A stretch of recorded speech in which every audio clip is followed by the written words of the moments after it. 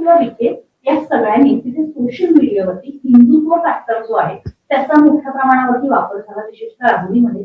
आणि त्याचा फटका जो आहे तो प्राजक्त तनपुरेंना बसला. त्यामुळे आता प्राजक्त तनपुरेने मागच्या काही महिन्यापासून कुठेतरी मी सुद्धा हिंदुत्वाच्या जवळ आहे किंवा भगव्या विचारधारेच्या विरोधात नाहीये तर त्याच्या बाजूने हे दाखवण्याचा प्रयत्न करतात. आणि त्या दृष्टीने गळ्यामध्ये केशरी रंगाचा पंचाभरण असू द्या किंवा लोकांना कुठेतरी मी तुमच्यातला आहे हे दाखवण्यासाठी मागच्या काही महिन्यांनी फिरायला सुरुवात केलेली आहे.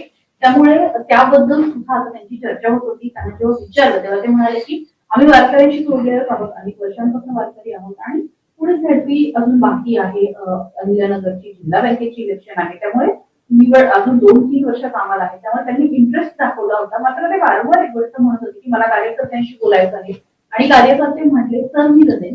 पण आता मिळालेली माहिती अशी आहे की प्राजक्त तनपुरे हे लढायला इच्छुक आहेत आणि आता ते त्या तयारीमध्ये सुद्धा आहेत. मात्र गळ्यामधला तो भगवा पंचा किंवा ते कुठेतरी भाजपच्या जवळ जाऊ इच्छितात का किंवा सत्ताधाऱ्यांच्या जवळ जाण्याच्या प्रयत्नात आहेत का, ही चर्चा एकीकडे होती. मात्र आता स्पष्ट झालेलं आहे की त्यांनी सांगितलं मी शरद पवारांचा निष्ठावान कार्यकर्ता आहे.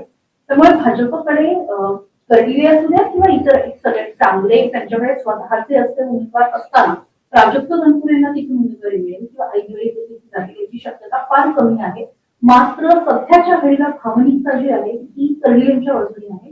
मात्र तरीही प्राजक्त तनपुरे हे स्वतःचं नशीब आजमावण्यामध्ये इच्छुक आहे. त्यामुळे हे झाले दुसरे